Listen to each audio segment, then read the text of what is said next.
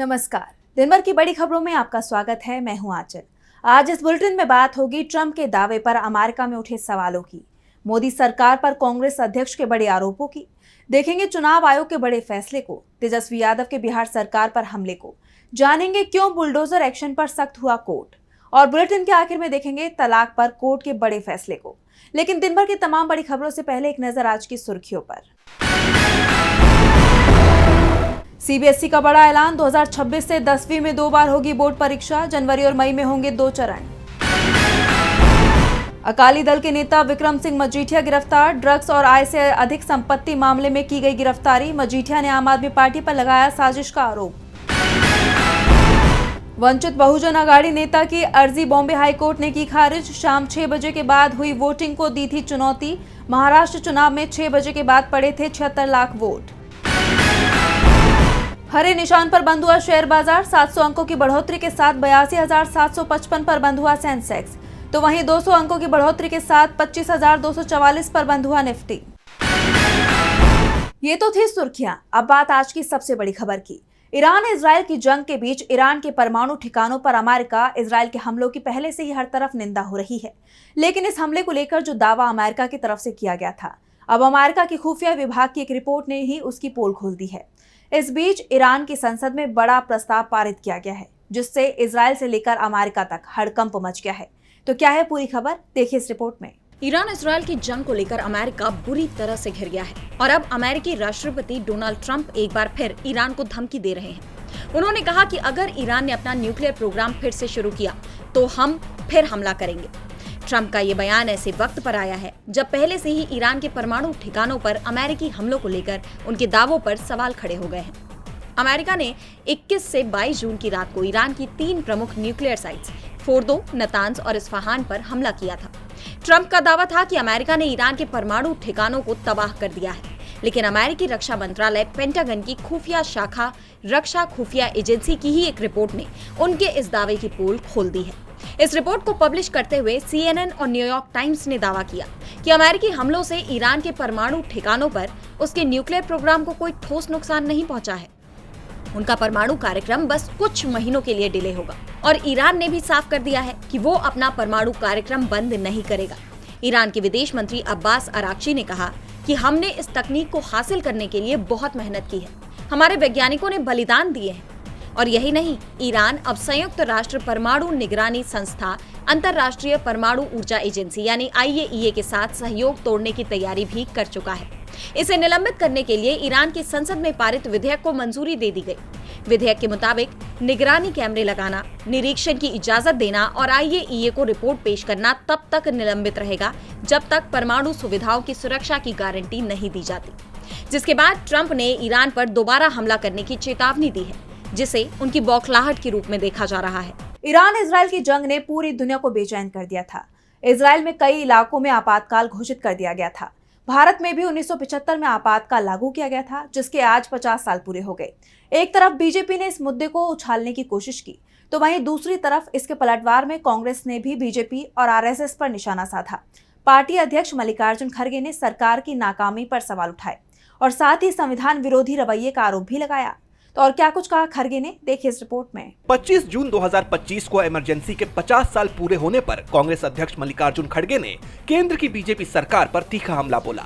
उन्होंने कहा कि सरकार महंगाई, बेरोजगारी, भ्रष्टाचार और आर्थिक बदहाली जैसे मुद्दों पर जवाब देने में नाकाम रही है। खड़गे ने काला धन वापस लाने के बीजेपी के वादे पर सवाल उठाते हुए कहा कि सरकार अपने झूठ को छिपाने के लिए नाटक रच रही है और इमरजेंसी का मुद्दा बार बार उछाल रही है। खड़गे ने बीजेपी पर संविधान विरोधी रवैया अपनाने का आरोप लगाया। उन्होंने कहा कि जिनका स्वतंत्रता आंदोलन और संविधान निर्माण में कोई योगदान नहीं, वो आज संविधान बचाने की बात कर रहे हैं। बीजेपी और उनके वैचारिक संगठनों ने रामलीला मैदान में संविधान जलाया और बाबा साहेब अम्बेडकर, जवाहरलाल नेहरू और गांधी की तस्वीरें फूंकी थी। बीजेपी संविधान को इसलिए स्वीकार नहीं करती क्योंकि इसमें मनुस्मृति जैसे उनके पारंपरिक तत्व शामिल नहीं है। बता दें कि खड़गे यही नहीं रुके, उन्होंने बीजेपी पर कांग्रेस के संविधान बचाओ आंदोलन से घबराने का भी आरोप लगाया। उन्होंने कहा कि अपनी नाकामियों को छुपाने के लिए बीजेपी इमरजेंसी जैसे पुराने मुद्दों को हवा दे रही है। देश की जनता महंगाई और बेरोजगारी जैसे असल मुद्दों पर जवाब चाहती है, न कि ध्यान भटकाने वाले नाटकों पर। अब इमरजेंसी जैसे मुद्दे पर कांग्रेस के इस पलटवार का बीजेपी क्या जवाब देती है, ये देखना होगा। लेकिन एक बात साफ है कि खड़गे के इन आरोपों के बाद बीजेपी बुरी तरह से घिर गई है। खड़गे ने संविधान के मुद्दे पर मोदी सरकार को घेरा है, तो सवालों के घेरे में चुनाव आयोग भी दिखाई दे रहा है। विपक्ष की तरफ से चुनावों में धांधली की बात कही जा रही है। इस बीच चुनाव आयोग ने राहुल गांधी के आरोपों के बाद कई सुधार करने की बात कही है। वोटर लिस्ट में धांधली पर जो सवाल उठते रहे हैं, चुनाव आयोग ने उसको सुधारने की तैयारी कर ली है। चुनाव आयोग ने बड़ा फैसला लिया है और इसकी शुरुआत बिहार से होने जा रही है। तो क्या फैसला किया चुनाव आयोग ने, जानने के लिए देखिए रिपोर्ट। विपक्ष के जरिए चुनावों में गड़बड़ी के आरोपों को देखते हुए अब चुनाव आयोग ने बड़ा फैसला किया है। फर्जी वोटरों पर अब चुनाव आयोग का डंडा चलने जा रहा है। देश भर के वोटर लिस्ट में गलती से शामिल अवैध प्रवासियों को हटाने के मकसद से चुनाव आयोग ने एक फैसला लिया है। आयोग अब मतदाता सूची से फर्जी नामों और अयोग्य व्यक्तियों को हटाने के लिए दस्तावेजों के पुनः सत्यापन और घर घर जाकर जांच अभियान शुरू करने की योजना बना रहा है। ये कवायद सबसे पहले बिहार में आगामी विधानसभा चुनावों से पहले लागू की जाएगी, जिसे बाद में पूरे देश में अपनाया जा सकता है। चुनाव आयोग ने एक आदेश में कहा कि जनवरी 2003 में प्रकाशित रोल ड्राफ्ट रोल के रूप में काम करेगा। शेष भारत के लिए इस कार्यक्रम के लिए उचित समय पर अलग से आदेश दिया जाएगा। आयोग ने नए आवेदकों के साथ साथ मौजूदा मतदाताओं जो 2003-04 में किए गए अंतिम विशेष गहन पुनरीक्षण यानी SIR के बाद नामांकित हुए हैं, उनके लिए यह अनिवार्य कर दिया है कि वो एक स्व सत्यापित घोषणा प्रस्तुत करें कि वो भारतीय नागरिक हैं। ऐसे में वोटरों को अपने जन्म स्थान का प्रूफ देना होगा, जिसमें जन्म या पंजीकरण या प्राकृतिकरण शामिल है। इसे जन्म की तारीख और स्थान के दस्तावेजी सबूत या पंजीकरण या प्राकृतिकरण के प्रमाण पत्र के साथ साबित करना होगा। इसकी शुरुआत बिहार चुनाव से होगी। बिहार के लिए SIR आज से शुरू होगा। बिहार में इस साल के अंत में चुनाव होने हैं, जिसे लेकर तैयारियां शुरू हो चुकी हैं। ऐसे में चुनाव आयोग बिहार चुनाव की जमीन तैयार करने में जुटा हुआ है। आपको बता दें कि विपक्ष वोटर लिस्ट में गड़बड़ी के आरोप लगाता आ रहा है, लगातार चुनाव आयोग पर सवाल खड़े कर रहा है। इसे देखते हुए अब चुनाव आयोग ने सुधार की दिशा में बड़ा कदम उठाया है। चुनाव आयोग बिहार चुनाव की जमीन तैयार करने में जुटा हुआ है, जहां कुछ ही महीनों में विधानसभा चुनाव होने हैं। ऐसे में आरजेडी नेता तेजस्वी यादव राज्य की एनडीए सरकार और सीएम नीतीश कुमार पर लगातार हमला कर रहे हैं और अब एक बार फिर तेजस्वी ने बिहार की डबल इंजन सरकार को घेरा है। राज्य सरकार के जरिए की गई घोषणाओं को लेकर कई सवाल खड़े किए हैं। तो क्या कुछ कहा तेजस्वी ने, देखिए इस रिपोर्ट में। आरजेडी नेता तेजस्वी यादव लगातार बिहार सरकार के कामकाज पर सवाल खड़े कर रहे हैं। सीएम नीतीश कुमार से उनके 20 साल के कामकाज का हिसाब मांग रहे हैं और अब एक बार फिर तेजस्वी ने बिहार की डबल इंजन सरकार पर सवाल दागे हैं।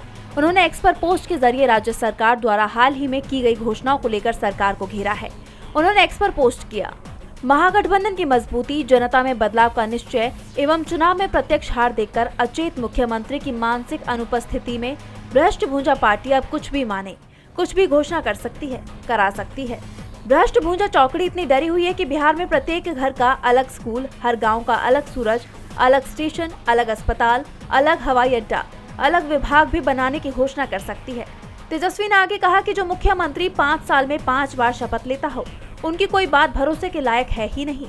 जो कहता हो कहां से नौकरी आएंगी, कहां से पैसा आएगा, उनसे आजकल बिना बुलवाए प्रेस नोट के माध्यम से कुछ भी कहलवाया जा रहा है।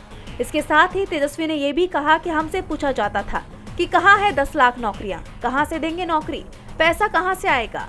हमने अपने 17 महीने के छोटे से कार्यकाल में बिना पेपर लीक, लेट लतीफी और विवाद के 5 लाख नौकरियां देकर दिखाई तथा 5.5 लाख नौकरियां प्रक्रियाधीन कर अपनी मजबूत इच्छा शक्ति के दम पर दिखा दिया।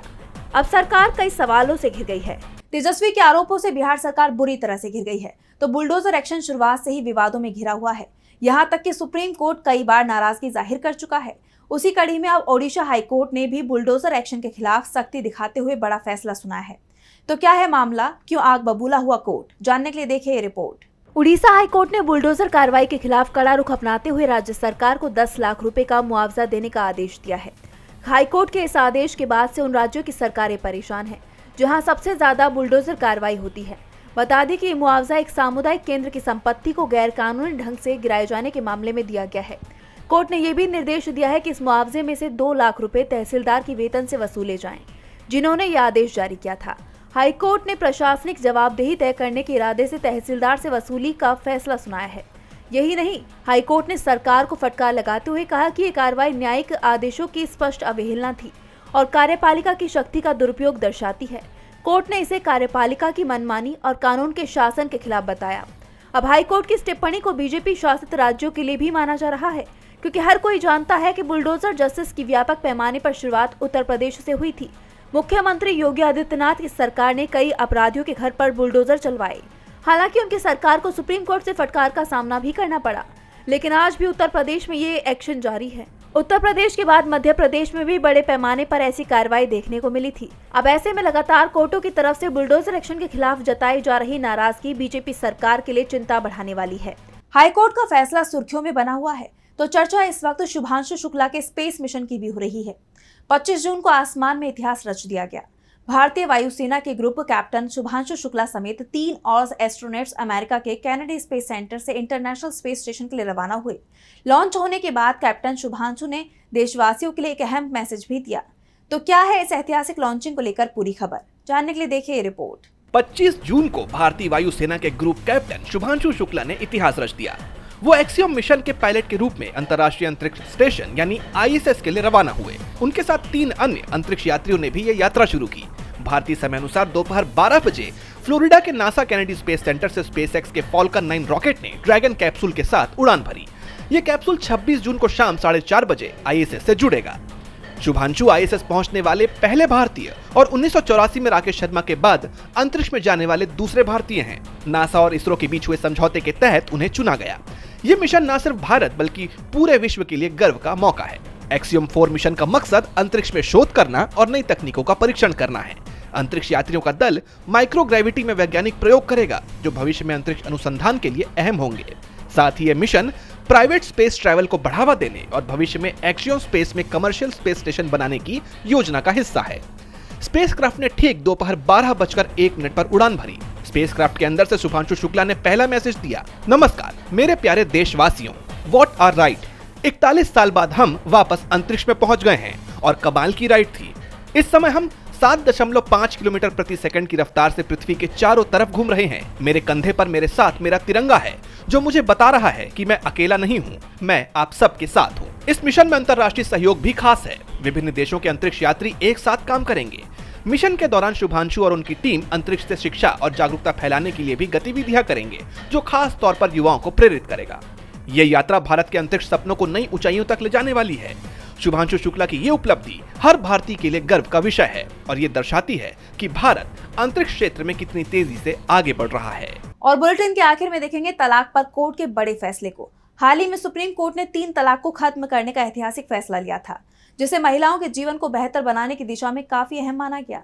हालांकि इस पर विवाद भी हुआ और अब हाई कोर्ट ने मुस्लिम समुदाय की महिलाओं के पक्ष में एक और बड़ा फैसला किया है, जिसके बाद उम्मीद जताई जा रही है कि महिलाएं अपने जीवन के फैसले को लेने के लिए आजाद महसूस करेंगी।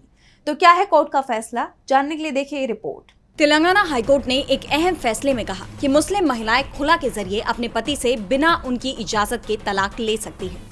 जस्टिस मौसमी भट्टाचार्य और जस्टिस मधुसूदन राव की बेंच ने स्पष्ट किया कि खुला का अधिकार मुस्लिम महिलाओं को पूर्ण रूप से प्राप्त है। दरअसल पुरुष जब शादी तोड़ने की पहल करते हैं तो मुस्लिम लॉ में उसे तलाक कहा जाता है, जबकि महिलाओं की ओर से किए गए आवेदन को खुला कहा जाता है। इसके लिए न तो पति की सहमति जरूरी है और न ही किसी मुफ्ती से खुलानामा लेना जरूरी है। मुफ्ती की राय सिर्फ सलाह के तौर पर हो सकती है, लेकिन उसे मानने की बाध्यता नहीं है। कोर्ट ने कहा कि अगर कोई महिला खुला के लिए आवेदन करती है तो तलाक की प्रक्रिया तुरंत शुरू हो सकती है। अदालत की भूमिका केवल तलाक पर मुहर लगाने तक सीमित है, ताकि दोनों पक्षों के लिए कानूनी प्रक्रिया आसान हो। ये मामला तब सामने आया जब एक मुस्लिम व्यक्ति ने फैमिली कोर्ट के फैसले को चुनौती दी, जिसमें उनकी पत्नी को खुला के जरिए तलाक दिया गया था। व्यक्ति ने कहा कि उसने तलाक देने से इनकार किया था, लेकिन हाईकोर्ट ने उसकी याचिका खारिज कर दी। बेंच ने कुरान का हवाला देते हुए कहा कि खुला का अधिकार महिलाओं को बिना शर्त दिया गया है। इसमें पति की सहमति या इनकार का कोई प्रावधान नहीं है। कोर्ट ने यह भी कहा कि निजी मामलों में बाहरी दखल ठीक नहीं है। ये फैसला मुस्लिम महिलाओं के अधिकारों को मजबूत करने वाला माना जा रहा है। तो आज इस बुलेटिन में बस इतना ही। आप देखते रहिए DB लाइव। नमस्कार।